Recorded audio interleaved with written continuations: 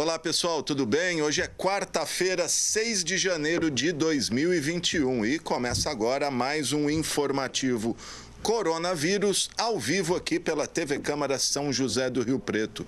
Lembrando que você pode e deve participar aqui com a gente, enviando a sua sugestão, sua crítica, sua opinião para o nosso WhatsApp. Anote aí, o nosso número é o 99163-7905 e temos também o telefone fixo aqui da TV Câmara 3214-7766. Estamos ao vivo também pelas redes sociais da Câmara, estamos lá no Facebook, no YouTube. Curta, compartilhe nossas páginas que você vai ser notificado sempre que um novo programa estiver no ar. E estamos ao vivo também pelo streaming do nosso site www.riopreto.sp.leg.br e além de acompanhar nossa programação em tempo real 24 horas por dia, você também fica por dentro de tudo que acontece aqui na Câmara Municipal, os projetos em tramitação, etc. Bom, vamos aí às atualizações dos casos de coronavírus em Rio Preto, feitas hoje pela manhã pela Secretaria de Saúde. Então, até hoje, 6 de janeiro, são confirmados 36.065 casos positivos, isso acumulado desde o início da pandemia, lá em março do ano passado, março de 2020. De ontem para hoje, em 24 horas, tivemos 276 novos casos. E até o momento, infelizmente, 939 mortes confirmadas, né? Isso desde o início também, e sendo que tivemos 2 mortes registradas nas últimas 24 horas. Atualmente, 300 pessoas estão internadas com síndrome respiratória aguda grave, dos quais 147 são Covid, sendo que 60 estão em UTI. Esse número vem subindo, daqui a pouquinho a gente vai repercutir isso daí com o secretário interino de saúde, o doutor André Baitello. Daqui a pouquinho entrevista exclusiva aqui com a gente.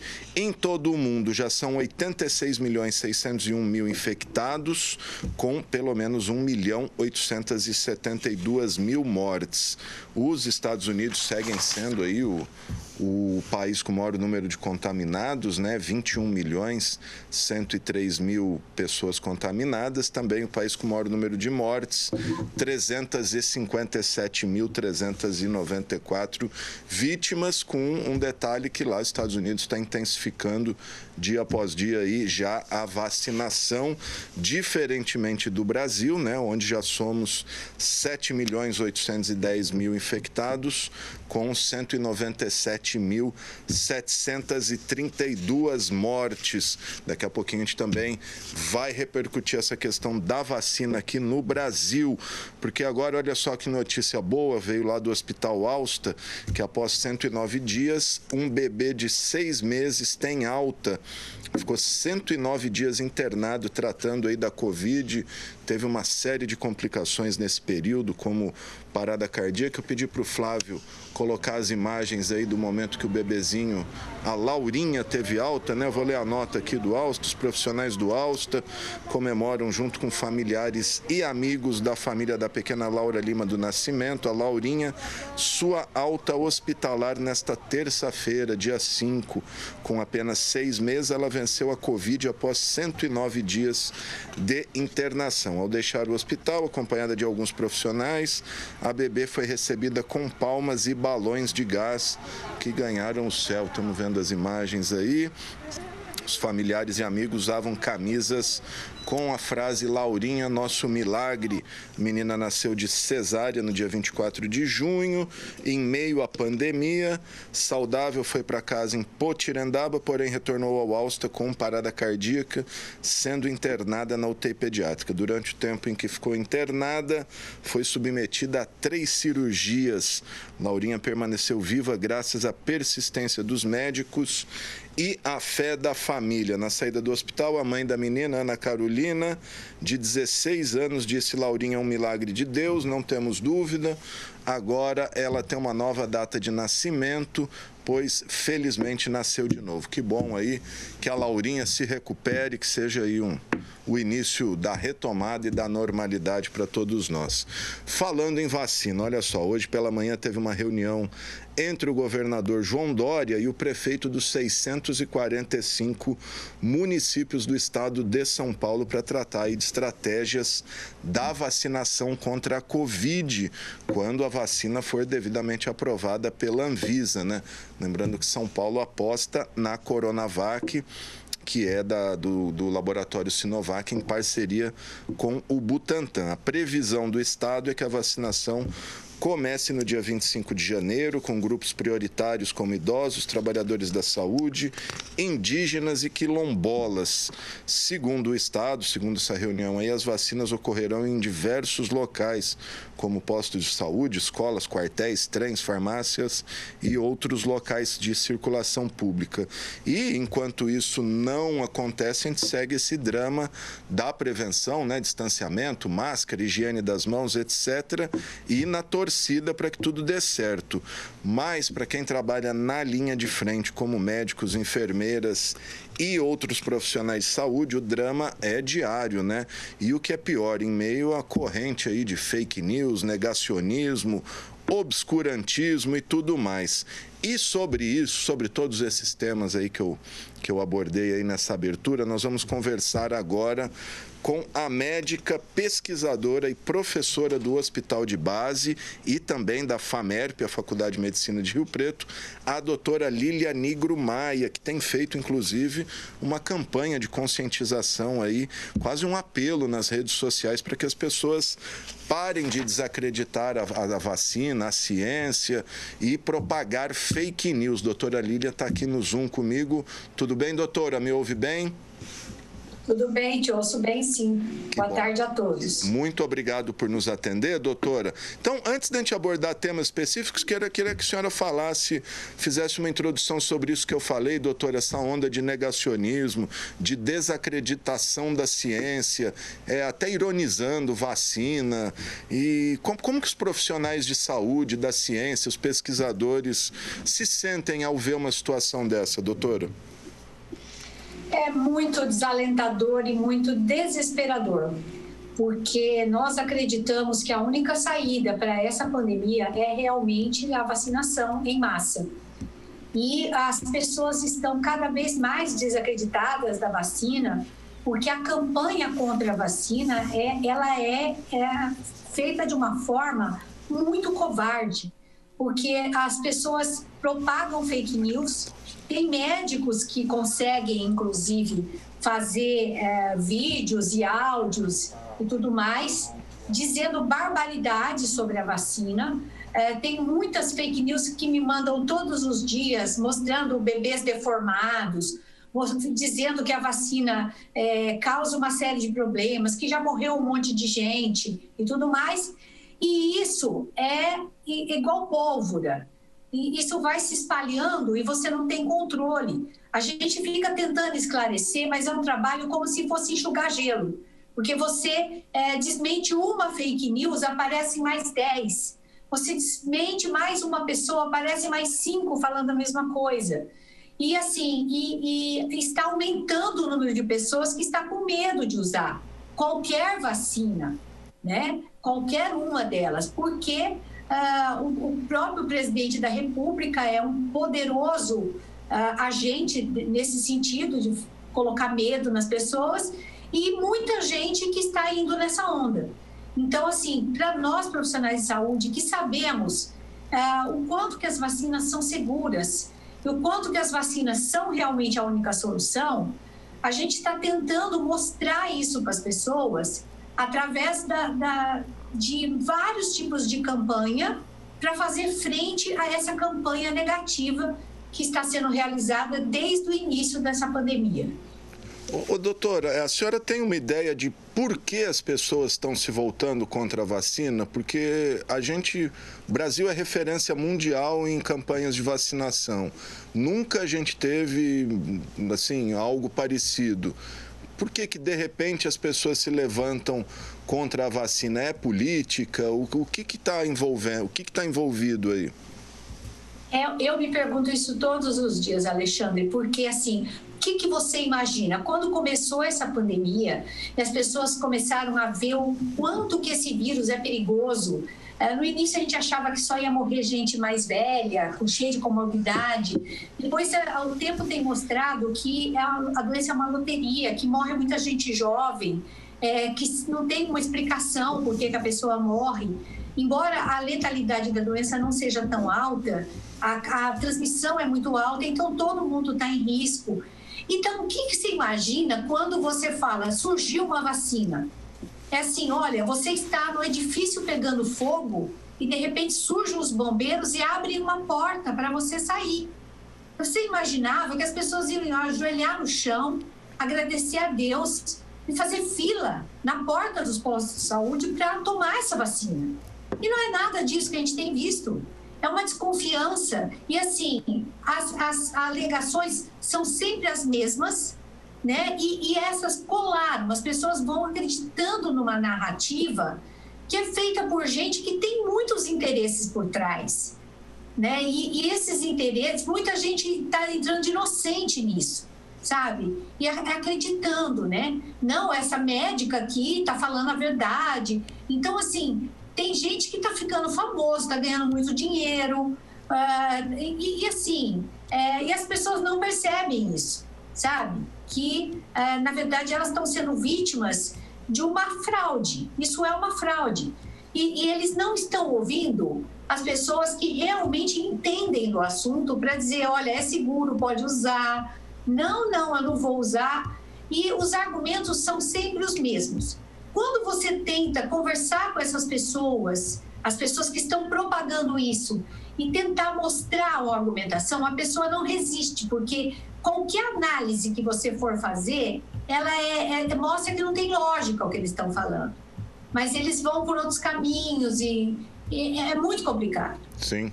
Uma dessas narrativas diz respeito à China, que no caso é o laboratório é o país do laboratório parceiro de São Paulo no desenvolvimento da Coronavac. O que a senhora pode dizer a respeito da China na produção de medicamentos para a gente? A China, nós sabemos disso, né? Ela é a grande usina que move o mundo em relação a todos os produtos manufaturados, tudo é feito lá, porque lá a mão de obra é muito barata. Então, as pessoas levaram as suas fábricas, desde carros, celulares e tal. E tecnologia também, alta tecnologia. E então, tanto é verdade que a Sinovac é extremamente confiável, que várias vacinas que nós usamos já, várias delas são de lá. E a Anvisa foi até lá, vistoriou a fábrica, mostrou, carimbou em cima, dizendo que eles são confiáveis, fazem um trabalho de qualidade, bem feito e tudo mais. E na verdade, o insumo que é produzido lá, e depois toda a vacina vai ser envasada e acabada a sua produção aqui no Brasil, pela Butantan, que é fora de qualquer suspeita, o instituto que todas as vacinas que nós demos em nossos filhos até hoje, a grande maioria vem de lá, né? E a vacina como chama? A vacina de Oxford, a vacina da AstraZeneca, que foi a aposta do governo federal, também o insumo vem da China.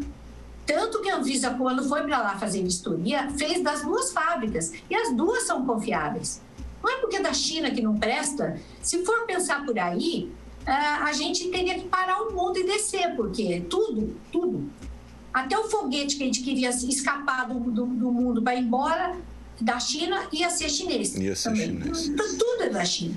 Sem dúvida. Doutora, o que a senhora pode dizer para a gente da Coronavac? O Dória disse hoje que reafirmou hoje que a vacinação para os grupos prioritários deve começar mesmo dia 25, dependendo, claro, aí dessa aprovação da Anvisa. É possível esse prazo? O que a senhora pode dizer? Eu sei que a senhora não está ligada diretamente à pesquisa da vacina, mas está aí no HB, está aí na FAMERP, conversa com os responsáveis. Como é que estão os testes? Enfim, o que a senhora pode dizer para a gente? Olha, o que eu sei é o que saiu na imprensa, né, em relação à Coronavac especificamente, a gente sabe que ela atingiu a eficácia. E essa eficácia quer dizer que é acima de 50%, nós não sabemos o número ainda, vamos saber amanhã, Mas com a eficácia acima de 50%, é possível solicitar o uso emergencial e até mesmo o registro, né? Eu soube hoje que o Dória fez uma reunião com N prefeitos para já ver a parte logística. A gente sabe que no estado de São Paulo nós temos as seringas, coisa que é um problema que no Brasil parece que não tem, mas aqui nós temos. Então, a Anvisa modificou uma série de burocracias que ela tinha para ter uma agilidade maior na aprovação. Então, eu tenho uma fé que sim, que amanhã, entrando dia 7, vai ser possível iniciar esse calendário de vacinação conforme estava programado pelo governo do estado de São Paulo. Perfeito. Doutora Lília, em relação a essa nova cepa do coronavírus que foi identificado primeiro na Inglaterra, agora uma nova na África do Sul, estão dizendo que essa sim é mais perigosa. A senhora já sabe alguma coisa? O que a senhora pode dizer para a gente? E mais, se as vacinas atualmente em desenvolvimento seriam eficazes contra essa nova mutação aí, ou essa mutação do coronavírus? É o seguinte, desde o começo da pandemia, já foram detectadas mais de 700 mutações em relação ao coronavírus. Só que elas eram muito, muito pequenas, muito insignificantes, vamos dizer assim. As primeiras 2 mutações importantes foram essas que você mesmo comentou. Essa da inglesa, e que parece que foi o número no código genético do vírus que modificou foi o suficiente para aumentar a transmissão sem aumentar a letalidade. E essa vacina, essa mutação responde à vacina da forma como ela está. A outra mutação, que é a africana, começam a sair as notícias agora, parece que ela pode ser mais grave para a criança, o que é muito preocupante, e pode ser que ela não responda à vacina. Ainda tem dados muito preliminares, né? Estão saindo algumas publicações agora a respeito. O que é mais tranquilizador é no seguinte sentido: mesmo que ela não responda à vacina, as mudanças que precisam ser feitas na vacina podem ser feitas de uma certa forma rapidamente, coisa de 2 meses, 3 meses. Mas lógico que se atrasaria todo o esquema, é lógico que se esse vírus vier a circular com força, ele pode afetar as nossas crianças, que eu acho que é tudo que ninguém quer, né? Acho que é a pior desgraça que poderia acontecer. Agora, o que me preocupa mesmo, Alexandre, sabe o que é? É que quanto mais o vírus circular, mais mutações vão ocorrer. Quanto mais mutações ocorrerem, maior a chance de acontecer uma mutação muito ruim, que seja de alta letalidade, ou que não responda à vacina, ou enfim, né? Por que o que está acontecendo e essas mutações tão importantes agora? Porque a circulação de pessoas, as aglomerações estão aumentando cada vez mais. E imagina num ambiente como a gente viu agora no Ano Novo, aquelas praias lotadas de gente, festas e tudo mais. Ali o vírus estava circulando loucamente. E quando ele circula e se multiplica, circula e se multiplica, ele pode mutar também. Embora o turnover, quer dizer, a taxa de mutação do vírus, do coronavírus, não seja tão rápida, felizmente ela é mais lenta, mas o abuso das pessoas está sendo demais. Então, uma consequência que muitas pessoas não sabem das aglomerações não é só porque aumenta o risco de várias pessoas colapsarem nos hospitais, é também porque aumenta o risco de mutação. Ou seja, pode tornar um vírus mais perigoso, é isso, né? Perigoso, que não responde à vacina, a gente pode perder todo o esforço que nós fizemos até agora, né? Então é isso. Perfeito. Então, assim, a senhora falou de seringa. A colaboração das pessoas. Desculpa, doutora, pode concluir. Não. A senhora falou da seringa. São Paulo, a senhora disse que tem seringa, porque o governo federal, o presidente disse que hoje que não vai comprar seringa enquanto o preço não baixar e que teria para um começo aí. Essa questão, a gente já não tem a vacina, não tem a seringa. O que preocupa mais? Então, é que na realidade, assim, os fabricantes de seringa, eles estavam avisando há meses já que o governo federal não tinha feito encomenda das seringas. E, lógico, a gente não sabia ainda qual vacina seria aprovada, mas sabia que teria alguma que seria. Então, era mais que previsível que o mundo todo fosse precisar de seringa, de agulha, certo? Então, todos os países, a grande maioria dos presidentes e dos primeiros ministros foram se organizando e para não ser atropelado pelos fatos. E correram atrás, fizeram uma coisa planejada. E aqui no Brasil, não. Então, o governo ficou esperando não sei o quê, talvez sair a vacina, para depois correr atrás. Tanto é verdade que as vacinas, as seringas e agulhas que eram fabricadas até 2 dias atrás, pelos nossos fabricantes nacionais, podiam ser exportadas. Agora, só que o governo pensou, peraí, se eu não tenho nem para mim, eu estou deixando eles exportarem. Parou a exportação faz 3 dias. Certo? E eles não fizeram encomenda ainda. Por que o Bolsonaro está bravo? Porque as vacinas as agulhas e seringas estão caras. Porque é a lei da oferta e da procura. O mundo inteiro quer, né? Claro, se você não se antecipa e vai correr atrás para comprar, quando você vai, todo mundo quer, está uma disputa louca no mercado, é lógico que você vai pagar mais caro. É uma das razões também pela qual eu tinha ter pensado nisso antes. Sem dúvida. Legal, gente. Estou conversando com a doutora Lília Nigro Maia, ela que é médica, pesquisadora e professora no Hospital de Base e Faculdade de Medicina de Rio Preto.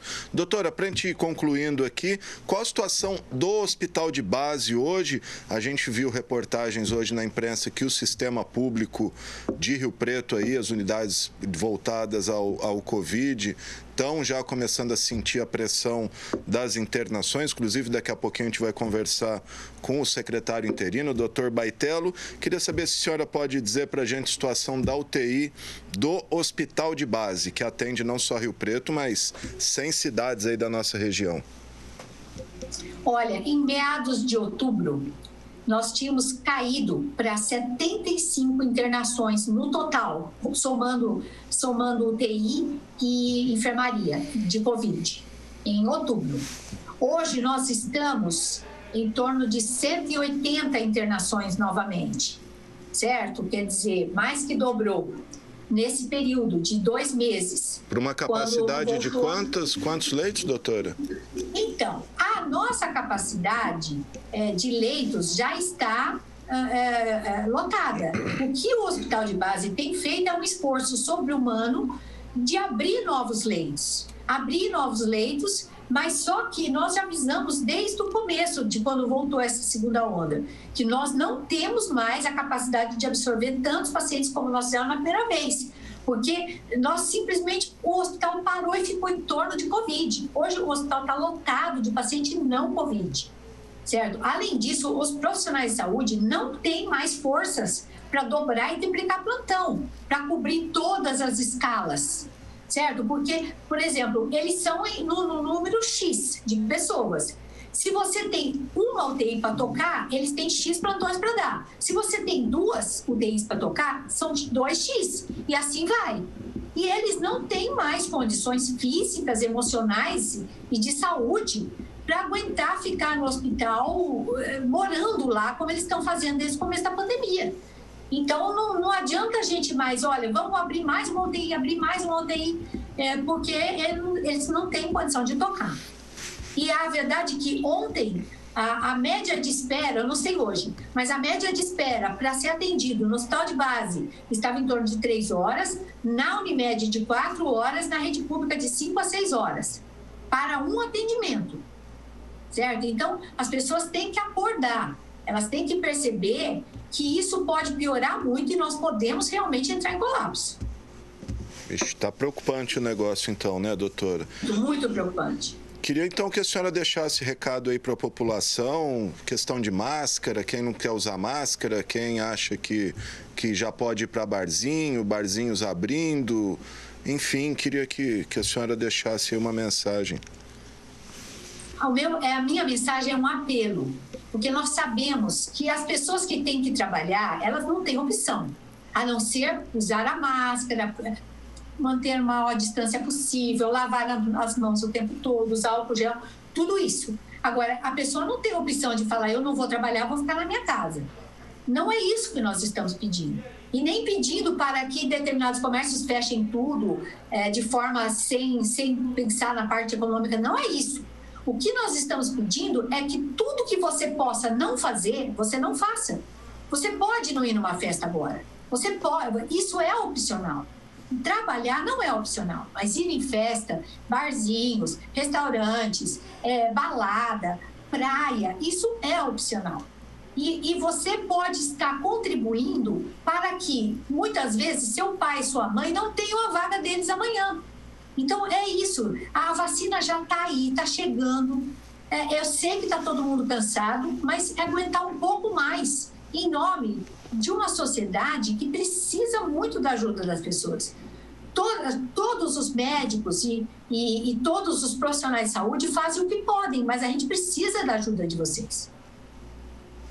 Tá certo, gente. Tá aí a médica, pesquisadora e professora ao Hospital de Base FAMERP, doutora Lília Nigro Maia, a quem eu agradeço demais por essa entrevista, e fica aí as palavras da doutora. Aguentar mais um pouquinho, 1 mês, 2 meses aí, devemos ter a vacina, se tudo correr bem, é o que esperamos. Doutora, muito obrigado, viu? Obrigada a você, Alexandre. Tá aí, gente. Então, doutora Lília Nigro Maia, ela que inclusive nas redes sociais tem feito apelos aí, o pessoal da enfermagem, né, que acho que é os que mais sofrem, né, os enfermeiros, enfermeiras, auxiliares de enfermagem aí, trabalhando 12, 13, 14 horas por dia desde o ano passado, desde março. Então, como ela disse, o pessoal não aguenta mais. É isso aí, gente. Vamos. Então, daqui a pouquinho a gente conversa, então, com o doutor André Baitello, secretário de Saúde, falar também com a gente sobre a situação das unidades públicas aqui em Rio Preto. Mudar um pouquinho de assunto, falar um pouquinho do tempo, porque apesar da chuva aí que caiu pela manhã, as temperaturas voltaram a subir com tudo agora à tarde em Rio Preto, comecinho da tarde bem quente. Vamos conferir aí as informações com o professor Zé Mário de Andrade.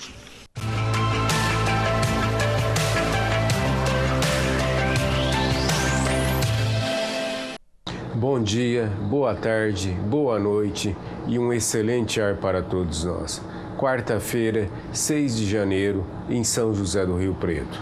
Às 11 horas da manhã, no Aeroporto Estadual Professor Heriberto Manuel Reino, temperatura de 26 graus, umidade relativa do ar em 69% e ventos do quadrante noroeste com velocidade de 9 km por hora. Qualidade do ar boa, sem irritações, sem restrições ao sistema respiratório humano. Os modelos meteorológicos indicam para a tarde a temperatura máxima de 33 graus. Na última hora, houve chuvas de 0,3 milímetros, correspondente a 300 mililitros de água por metro quadrado. A meteorologia prevê para o dia de hoje a probabilidade de 80% de ocorrência de novas chuvas com volume acumulado de 6 milímetros, equivalentes a 6 litros de água por metro quadrado. No período da tarde, a umidade mínima deverá se manter acima do ideal de 60% recomendado pela Organização Mundial da Saúde. O sol nasceu por volta das 5 horas e 43 minutos e deverá se pôr por volta das 19 horas e 3 minutos, perfazendo um período de mais de 13 horas de intensa insolação no noroeste paulista. A radiação ultravioleta poderá atingir valores extremos prejudiciais à saúde das pessoas. As autoridades sanitárias recomendam evitar a exposição prolongada ao sol, evitar a realização de esforços físicos pesados ao ar livre e, principalmente, evitar as aglomerações, pois estamos na pandemia da Covid-19, doença que no Brasil já matou mais de 197 mil pessoas e que diariamente leva a óbito cerca de outras mais 700 pessoas. Prevenir é melhor que remediar.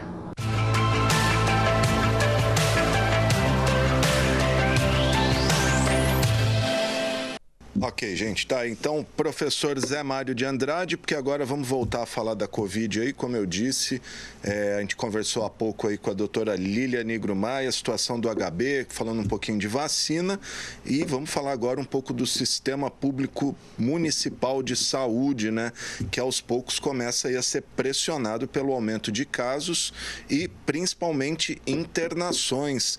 E a situação pode e tende a se agravar nos próximos dias, semanas aí, consequência das festas e aglomerações do fim de ano. Mas sobre isso, vamos saber certinho, porque a gente vai conversar com o secretário de Saúde interino de Rio Preto, doutor André Baitello, está aqui no Zoom com a gente. Agradeço o doutor André. Doutor, obrigado, viu, pela entrevista e por estar à disposição da entrevista com a gente. Queria começar perguntando para o senhor a situação atual das unidades públicas aqui de Rio Preto, as parceiras, inclusive, Santa Casa e o próprio HB, e qual a previsão que os senhores fazem aí para as próximas semanas, próximos dias, enfim, tendo em vista tudo que foi registrado no final do ano. Doutor, obrigado, viu? Alexandre, boa tarde, obrigado. Olha, a situação realmente passou a ficar mais grave do que a gente tinha em dezembro, né?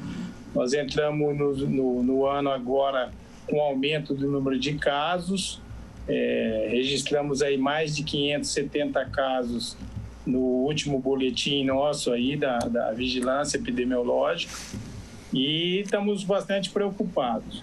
A situação nas unidades básicas de saúde que estão atendendo os casos respiratórios, houve um aumento considerável, né? Até foi, a gente costuma dar o exemplo, parece uma cabeça d'água, né? Quer dizer, de número de 60, 80 pacientes, a gente já passou a atender mais de 300, 400 pacientes por dia. Então, um número que aumenta muito de maneira explosiva, né? E que acaba congestionando as unidades básicas. Nas unidades na UPA Jaguaré, que é a UPA de referência para os casos que a gente faz a estabilização dos pacientes, também houve um aumento considerável. A gente tem lá capacidade para atender até 45 pacientes em regime de internação e hoje a gente está com cerca de 35 a 38 pacientes todos os dias, apesar das altas e das transferências para os hospitais. E nos hospitais de referência, a Santa Casa e o HB, houve um aumento também. A Santa Casa já mantém um padrão, já há algumas semanas, em torno de 80% na UTI e uns 60, 70 na Santa Casa, de enfermaria, né? 80 de UTI, 60, 70 na enfermaria, e no HB, que é a referência regional. Então a gente tem que entender que na região isso vem acontecendo também, porque o HB acaba refletindo tudo que acontece na região, também vem registrando um aumento. Então, a situação preocupante, como você colocou, a gente tem um atraso da contaminação até o paciente precisar de internação e precisar de UTI de uns 15 dias. Então, é provável que a situação vá se agravar nos próximos dias, né? Contando mais ou menos esse período de tempo que ocorreram aí as grandes aglomerações aí nas festas de final de ano. Então, a situação realmente está preocupante, mas ainda o sistema de saúde dá conta de atender, estamos atendendo todo mundo com qualidade e tal, mas com segurança, mas é preocupante, né?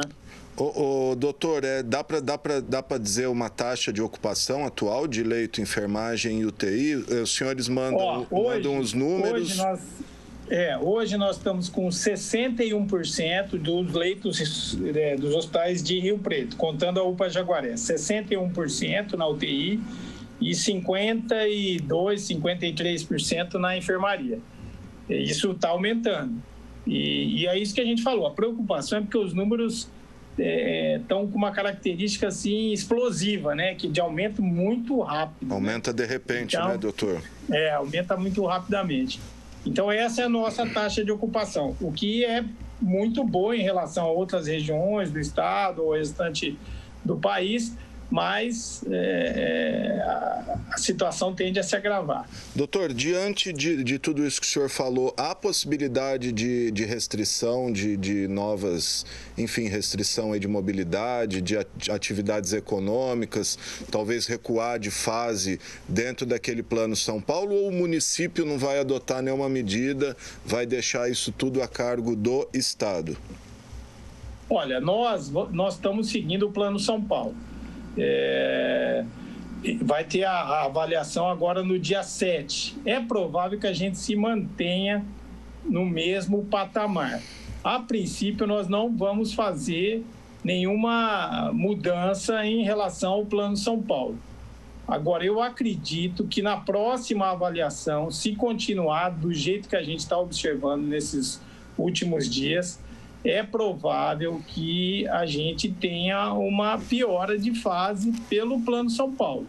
Mas a avaliação é no dia 7 e eu acredito que a gente vai se manter na mesma fase. Mas a próxima avaliação, que parece que o Estado vai tomar medidas de avaliações semanais, é possível que a gente já piore de fase.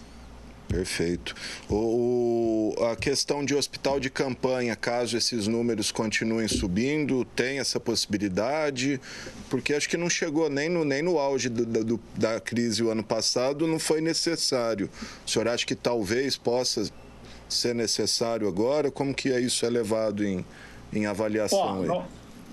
Alexandre, a gente tem se preparado, a gente está se preparando, estamos fazendo se preparando na questão estrutural para uma possível ampliação de leitos em unidades próprias, que a gente não chama de hospital de campanha, mas a gente tem condições de ampliar leitos de enfermaria e talvez até de UTI.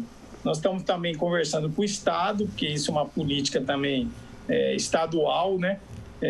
Mas existe essa possibilidade de ampliação de leitos nas próximas semanas aí. Ok. Hoje teve a reunião do governador com os prefeitos, acho que o prefeito Edinho deve ter participado. O senhor participou? O que dá para dizer dessa reunião? Como é que Rio Preto está se comportando em termos da questão da vacina? A gente tem uma rede estruturada já, infraestrutura, profissionais. Qual a expectativa dos senhores? Olha, houve a reunião, não foi uma reunião, né? Foi uma apresentação do governo de São Paulo para os prefeitos. Aí teve uma parte relacionada à saúde, nós assistimos lá junto com o prefeito e eles apresentaram o plano estadual de imunização. E a previsão, então, foi confirmada de começar a imunização no estado de São Paulo no dia 25 de janeiro. O SUS, né, e o SUS municipal aqui, mais do que qualquer outro, ele está preparado para fazer essas vacinações, porque já tem uma experiência grande, né? É lógico que talvez essa vacinação vai ser mais prolongada, mas em termos de estrutura, o SUS tem essa capilaridade, tem esse know-how, esse conhecimento adquirido ao longo dos anos para operacionalizar essa vacinação. Então, eu acredito que, do ponto de vista da vacinação, a gente, lógico, vai ser uma coisa diferente, porque a vacina tem características aí de refrigeração, né? Mas eu acredito que nós estamos preparados, assim que o governo distribuir as vacinas, nós estamos preparados para iniciar a vacinação da população.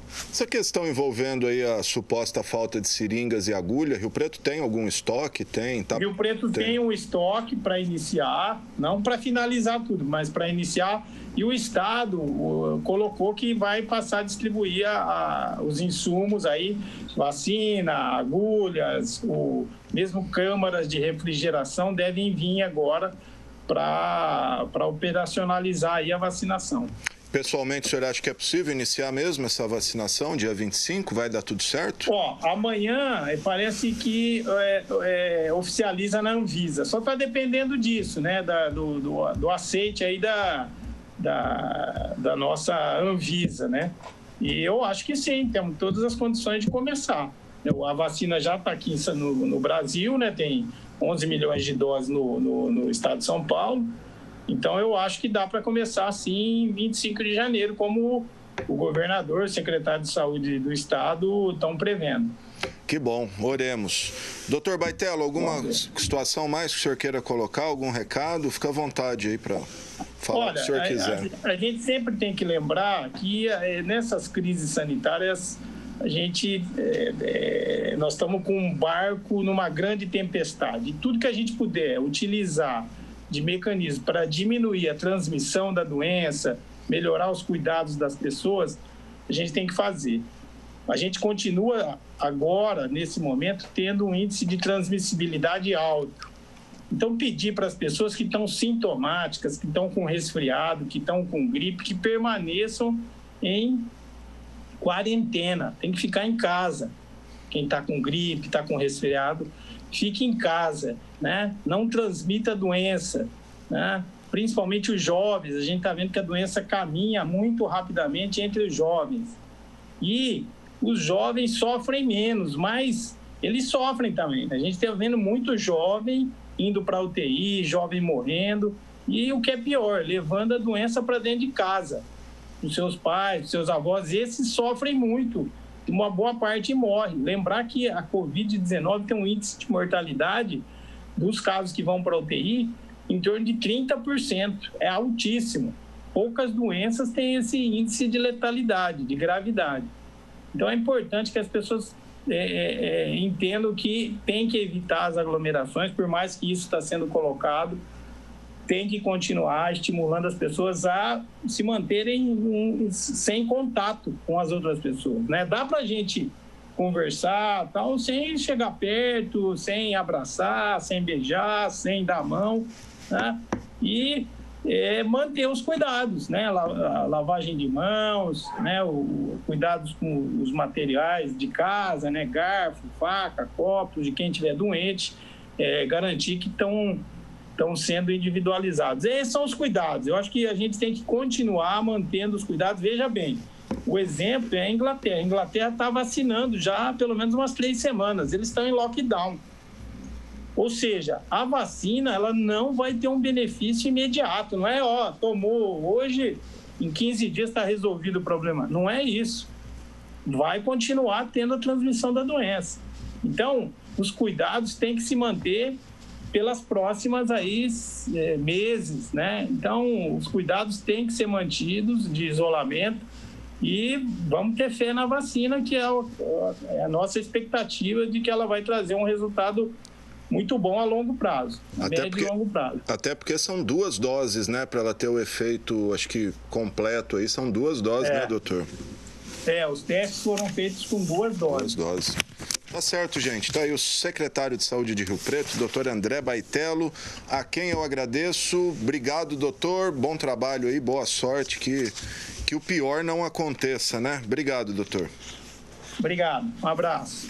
Tá aí, gente. Tá então o secretário de Saúde de Rio Preto, doutor André Baitello, falando, deixando o alerta aí que a situação realmente é preocupante. Pode não parecer, né? Para a maioria das pessoas aí a vida parece que está voltando ao normal, mas para quem trabalha na saúde, a situação está complicada, muita gente se infectando, muita gente internando, como os 2 médicos disseram aí, os leitos subindo rapidamente a taxa de ocupação.